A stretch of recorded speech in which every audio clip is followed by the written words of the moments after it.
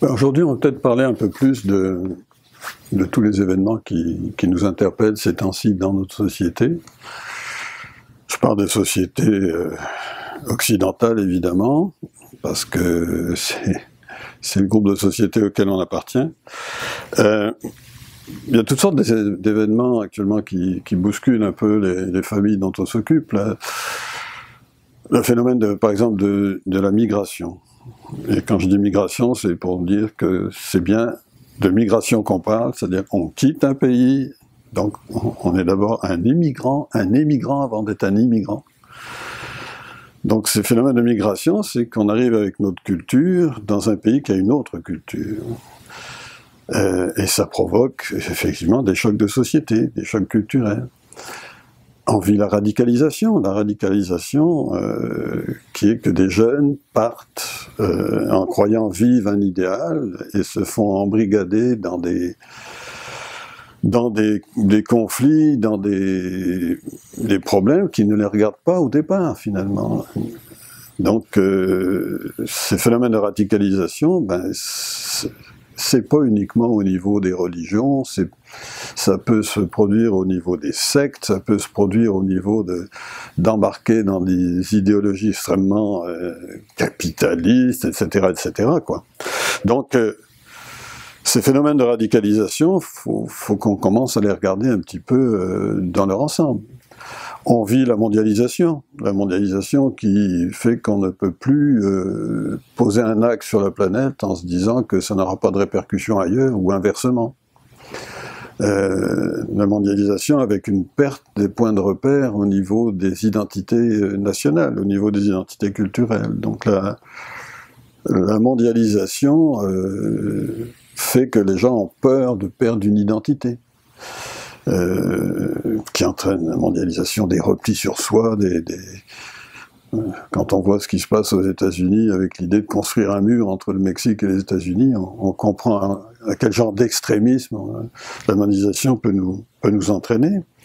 Il y a tout le protectionnisme qui résulte de cette mondialisation, donc on a tendance à protéger, à sécuriser, et on protège tellement qu'on rend les gens incapables de se défendre eux-mêmes. Hein. Ne serait-ce que de voir des jeunes dans la rue, sur leur vélo, bardés de protection, etc. Puis c'est pour ça qu'il va éviter les accidents.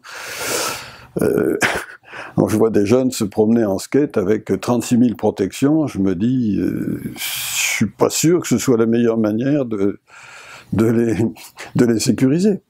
On protège, on hyper protège. L'importance des valeurs. Oui. Je crois qu'on est dans un naufrage de valeurs dans nos sociétés occidentales. C'est-à-dire que les valeurs, si vous voulez, on n'agit pas sur les valeurs. Hein, les remèdes à toutes ces problématiques, c'est d'agir sur les symptômes. Donc on va agir sur la radicalisation, on va agir sur la mondialisation. Il faudrait agir sur les causes. Alors les causes, c'est effectivement un naufrage de valeurs. C'est-à-dire que les valeurs actuellement, je crois que la perte des repères religieux a été une catastrophe, dans ce sens que c'est pas la religion qui était fondamentale et si importante, c'était la philosophie qui découlait des religions. Alors c'était quoi la philosophie des religions? C'était des règles de vie, c'était promouvoir certaines valeurs. C'est pas tant la révélation par un Dieu qu'on a fait à l'image de l'homme, là, dans toutes les religions, que, effectivement, les valeurs que prônaient ces religions. Alors, les valeurs que prônaient les religions, c'était l'amour du prochain, c'était l'altruisme, c'était s'occuper des autres avant de s'occuper de soi, c'était la solidarité, c'était les valeurs collectives plutôt que des valeurs individuelles. Actuellement, on est dans des dérives très importantes. L'égocentrisme est devenu la valeur suprême, c'est-à-dire moi, moi, moi. Hein. Je vais sur le net et puis je montre comment je me lave les dents. J'ai vu ça sur le net, c'est aberrant. On s'en fiche bien pas mal de tout ça. Alors, c'est moi qui est devenu la valeur suprême. Le moi érigé en système, l'ego, hein, le trip égocentrique. Alors, cet égocentrisme-là fait qu'on a perdu beaucoup nos valeurs collectives. Alors, pourquoi on est arrivé là? C'est toute une question, mais on est arrivé là probablement parce que dans nos sociétés, qui sont des sociétés, à mon avis, d'abondance, qui sont des sociétés où l'argent, la santé sont devenus les valeurs suprêmes, ça amène à l'égocentrisme. L'argent, la possession des biens, si vous voulez, la possession de biens matériels, c'est comme ça finalement qu'on croit que le bonheur va arriver. Ça n'est pas par la possession de biens matériels qu'on devient heureux. C'est en étant bien avec les autres, c'est en apportant quelque chose aux autres. Alors, l'argent, la santé sont passés bien avant les valeurs familiales. Quand on fait des sondages, on s'aperçoit que la famille arrive en 7e, 8e plan, et très très loin. Les parents, l'éducation, comme il faut se centrer sur l'individu, finalement les parents font tout pour que l'enfant soit comblé. Résultat, il n'a plus le sens de l'effort, tout lui arrive tout rôti dans le bec. Résultat, on fabrique des enfants extrêmement égocentriques, très narcissiques, qui des fois sont au contraire très dévalorisés, très déprimés, etc. Mais ce qu'on fabrique, c'est des enfants qui, comme ils n'ont pas appris à se battre, comme ils n'ont pas appris à faire des efforts dans la vie, la première frustration, ils vont s'effondrer, ça va être très difficile pour eux. Alors on a beaucoup de jeunes qui, manquant de points de repère, le seul point de repère étant le bonheur matériel, vont, matériel ou le sexe, on privilégie beaucoup la sexualité, etc., et les biens matériels, au détriment de valeurs comme l'altruisme, au détriment de valeurs comme la solidarité, etc., qu'on enseignait beaucoup dans les familles autrefois. Alors, je crois qu'une des principales causes, c'est l'abandon des philosophies de base que donnaient les religions. Je ne parle pas de la religion, je ne parle pas du principe, mais des philosophies que donnaient ces religions. Alors certaines essaient de le donner encore, mais vous savez, les religions, dès qu'on tombe dans des extrémismes, on arrive dans des radicalisations. Alors pas plus la religion musulmane que la religion catholique. Regardons ce qui s'est passé en Irlande, hein, c'était pas plus beau. Donc il n'y a pas une religion qui est propriétaire de l'extrémisme. Mais dans toutes les religions, il peut y avoir des fanatismes, il peut y avoir des extrémismes. Et c'est là où je crois que nos jeunes vont être séduits. Ils vont être séduits parce que tout d'un coup, il y a un cadre religieux qui leur propose une idéologie. Il y a un gourou qui leur propose une discipline de vie, qui leur dit « embarquez, je vous promets le paradis à la fin de vos jours, etc. etc. » Donc il y a quelque chose qui va séduire des jeunes qui sont en mal d'idéal. Je crois que la principale cause, c'est le manque de sens qu'on peut donner à la vie. Et cette recherche du sens, nos jeunes, ils l'ont. Donc ils vont être séduits par n'importe quelle idéologie ou n'importe quelle personne qui va leur proposer finalement de donner un sens à leur existence. Et c'est cette quête du spirituel, et non pas du religieux. Le religieux, il y a des fanatismes là-dedans. Mais cette quête du spirituel, je crois, est profondément ancrée au cœur de chaque individu. Et c'est ce dont on parle le moins dans nos sociétés occidentales. Et moi, je suis très surpris de voir que des jeunes, dans un psychodrame, par exemple, à l'IFACEF, vont nous dire, à 8 ans, d'où je viens? Pourquoi je suis sur Terre? Ils ont 8 ans, ils se posent la question, mais on ne leur répond pas. Parce qu'on va leur répondre autre chose dans la famille, on va leur répondre autre chose à l'école. Il faut que tu trouves un bon travail qui va te rapporter de l'argent. Ils sont pas en quête d'être heureux à tout prix, là. Ils sont en quête de sens. À 8 ans, ils vous posent des questions comme ça. Dès 3 ans et demi, on voit des jeunes qui se posent des questions en disant « mais pourquoi je suis là ?» Ce sont des questions tout à fait légitimes. C'est des questions auxquelles la société répond de moins en moins. Alors, je crois que c'est la principale cause, c'est la perte du sens de la vie. Et il faut revenir à ça. Il faut revenir à, oui, j'ai envie de donner un sens à mon existence. Alors je crois que c'est ça que cherchent nos jeunes, qui sont effectivement la proie de tous les extrémismes. Il y a une part de recherche aussi d'aventure. Ah, mais tout à fait. Je pense que mais ça, on l'a perdu, ça. C'est-à-dire qu'on ne veut plus prendre de risques. Donc on est dans des sociétés qui sécurisent tellement, où la santé devient tellement le moteur de l'économie, parce que les budgets santé, ça devient affolant, hein. Et on s'aperçoit que plus on met du fric dans la santé, et plus on a de malades. Hein. Il y a un phénomène de iatrogénèse, hein. C'est Ivan Illich qui avait défini ce terme-là. C'est quoi la iatrogénèse? C'est la maladie la santé, si vous voulez, qui produit de la maladie. Alors, je crois que nos systèmes de santé produisent de la maladie. Il n'y a qu'à voir ce qui se passe dans les hôpitaux avec toutes les infections de ceci, de cela, les gens qui attendent aux urgences, etc. Le système produit lui-même une maladie. Alors, il y a une iatrogénèse médicale, il y a une hétérogénèse sociale.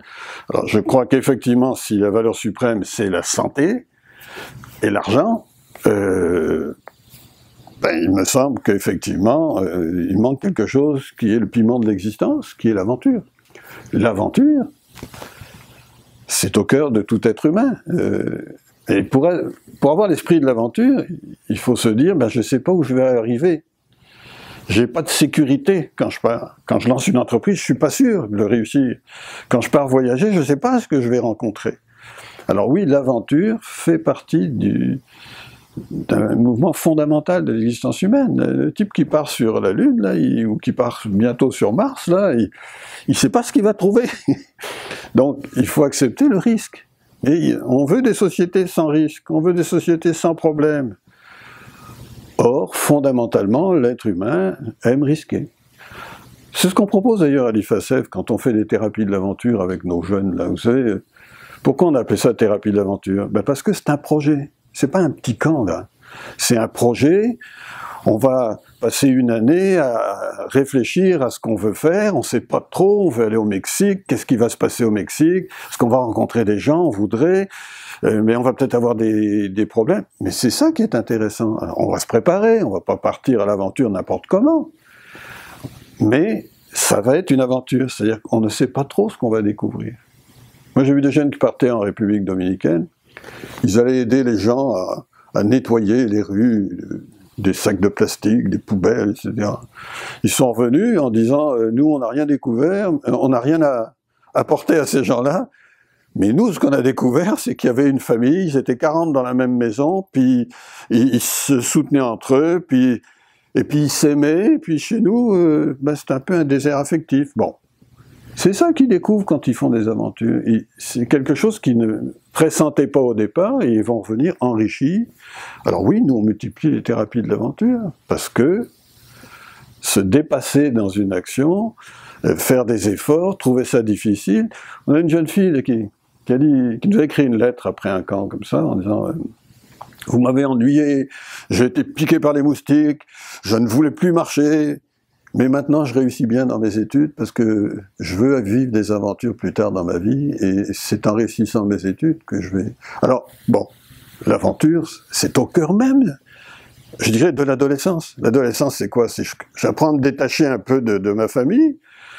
C'est pas que je refuse les valeurs de ma famille, mais je veux les redécouvrir par moi-même. Alors, je veux vivre des aventures, je veux vivre des expériences nouvelles, je veux vivre un dépaysement, pour voir ce que je vaux, pour me prouver à moi-même que je vaux quelque chose. C'est merveilleux.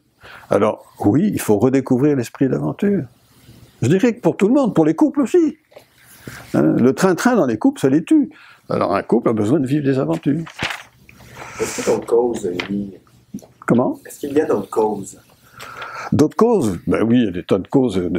Mais je crois que, si on veut revenir à l'essentiel, c'est vraiment la perte du sens, mais il y a d'autres causes, évidemment. On est dans une société où c'est pas le manque. Il y a 30 ans, on manquait d'informations. Maintenant, on en a trop. On est bourré d'informations. Non seulement des informations, mais les journalistes se targuent de nous interpréter les informations. Ça devient complètement délirant. On ne me donne pas l'information, on me la donne interprétée. Donc je suis avec des interprétations.